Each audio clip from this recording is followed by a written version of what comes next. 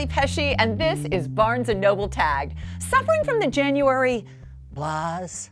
Well, grab a thriller and get your blood pumping again. And we have got a doozy. It's The First Rule. And author Robert Crais is here with us to tell us all about it.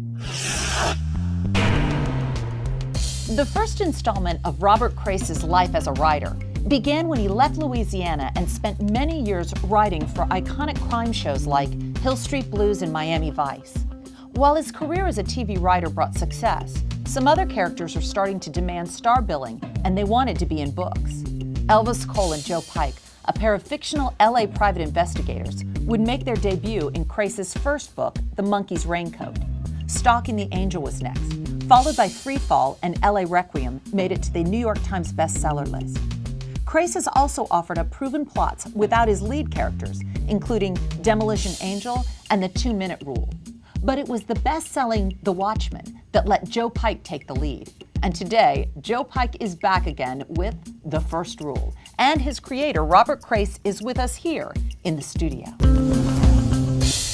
Robert Crais, you've been tagged. Thank you so much for being here. Tag you back. It's good to be here. Oh, great. I have to tell you, I'm loving your book. I'm halfway through. I love finding new, fabulous characters. And what I find really interesting about this is that you really have two. Right. You have Elvis Cole and Joe Pike. What was that like to develop two characters? It began with one. I mean, Elvis Cole came first. He was my original detective character. Mm-hmm. And when I created him, I wanted to create a detective who, unlike the traditional cliche detective, Elvis embodied a lot of my likes, dislikes, my sense of humor, things that I could relate to as a new modern reader. But I also wanted him to have a partner, because the stories to me are very much about friendship and family, and good drama means you have to deal with opposites. So if Elvis was funny and glib, his partner, it seems, should be silent and stoic.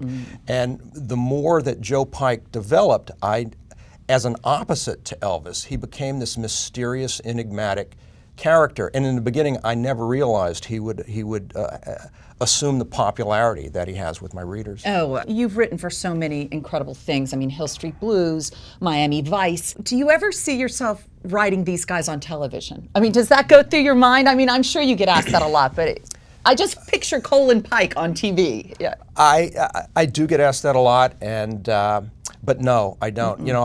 In addition to the Cole and Pike books, I write some standalone books, 2-Minute Rule and Hostage, Demolition, these things. Those standalones, I've sold the film rights to, and I hope they make movies of them.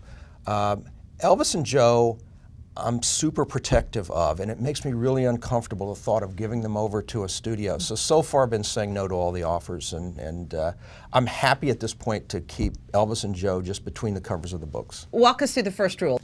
Give us a description.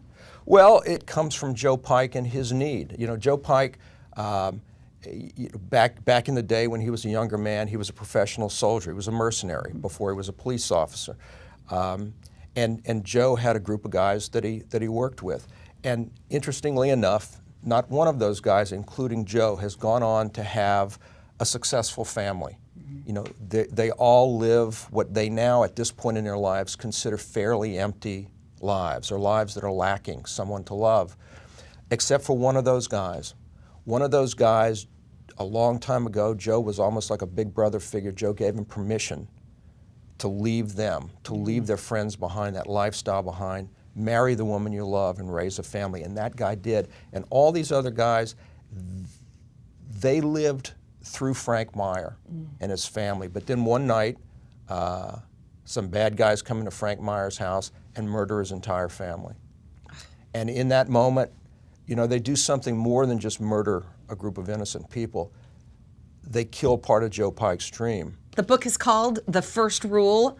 I'm loving it, and I can't wait to go back and read all of your other books. It's out right now, so, everybody scoop it up. Robert, so nice to meet you. Good to meet you, too. Here's a tagged close-up. It's a collection of rare pictures from a photographer who captured the heart and soul of the king of pop before the weight of the crown took its toll. Michael Jackson Before He Was King is a collection from photographer Todd Gray, who began taking pictures of Michael Jackson at a time when they had a lot in common. both young black men at the turning points in their careers.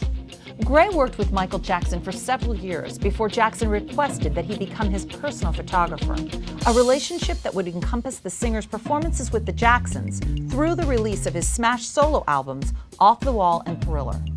This collection of unseen, intimate, and joyful pictures of Michael, taken over a span of 10 years, reveal him at home with his family and fans, and in career-making live performances.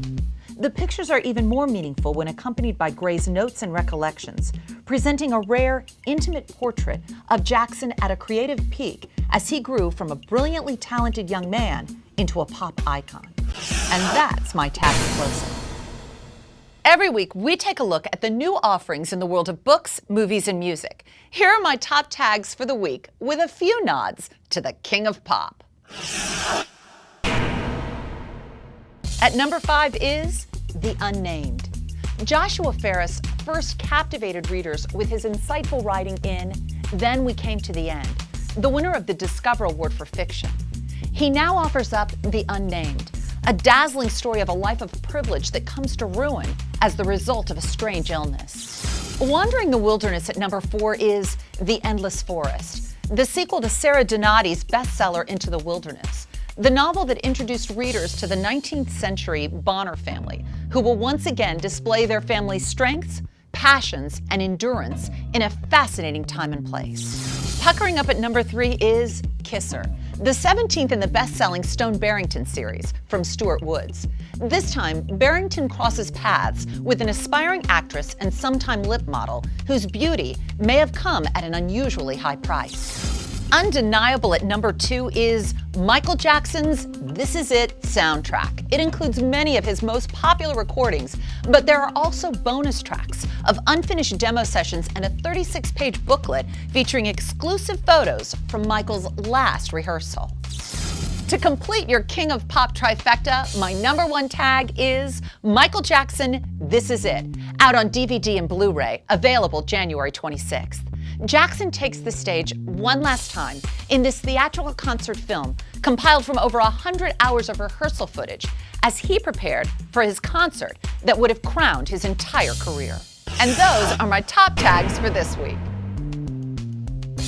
Private investigator Joe Pike has his version of the first rule, but my first rule is to always have a good book to read, and Tagged will help you do that.